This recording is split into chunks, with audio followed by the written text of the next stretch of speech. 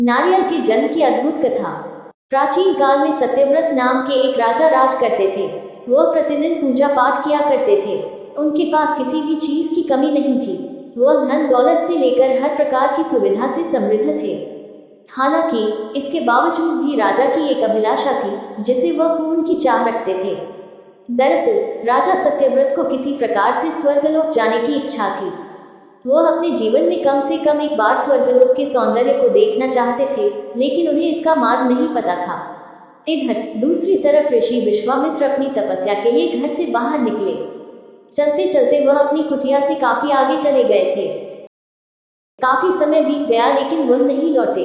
इस कारण उनका परिवार भूख और प्यास से तड़प रहा था। राजा सत्यव्रत को जब यह पता चला तो उन्होंने ऋषि विश्वामित्र के परिवार के पालन पोषण की जिम्मेदारी ले ली। कुछ समय बाद जब मुनिवर लौटे तो वे अपने परिवार को कुशल देख काफी प्रसन्न हुए। उन्होंने पूछा कि उनकी अनुपस्थिति में किसने उनकी देखभाल की। इस पर ऋषि के परिवार वालों ने बताया कि राजा ने उनके पालन पोषण की जिम्मेदारी उठाई थी। यह सुनकर ऋषि विश्वामित्र तुरंत राजमहल पहुंचे और राजा से मुलाकात की। वहां पहुंचकर उन्होंने सबसे पहले महाराज को धन्यवाद कहा। इस पर राजा ने ऋषि अपनी इच्छा पूर्ण होने का आशीर्वाद मांगा। राजा की बात सुनकर ऋषि विश्वामित्र ने कहा, बोलिए महाराज, आपको क्या वरदान चाहिए।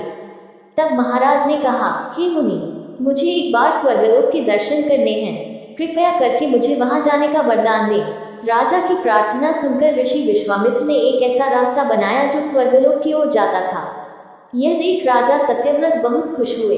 वह तुरंत उस रास्ते पर चल पड़े और स्वर्गलोक पहुंच गए। यहाँ पहुंचते ही इंद्रदेव ने उन्हें नीचे धक्का दे दिया, जिसके कारण वो सीधे धरती पर जा गिरे।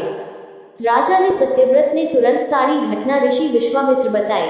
राजा की बात सुनकर ऋषि विश्वामित्र गुस्से से आग बबूला हो उठे। उन्होंने तुरंत सभी देवताओं से इस बारे में बात की और इस समस्या का हल निकाला, जिसके बाद राजा के लिए एक नया स्वर्गलोक बनाया गया। नए स्वर्गलोक को पृथ्वी और देवताओं के स्वर्गलोक के बीचों बीच स्थापित किया गया था, ताकि किसी को परेशानी न हो। नए स्वर्गलोक से राजा सत्यव्रत तो बहुत खुश हुए, लेकिन विश्वामित्र को एक चिंता लगातार सता रही थी। उन्हें डर था कि नया स्वर्गलोक कहीं जोरदार हवा के कारण गिर न पड़े।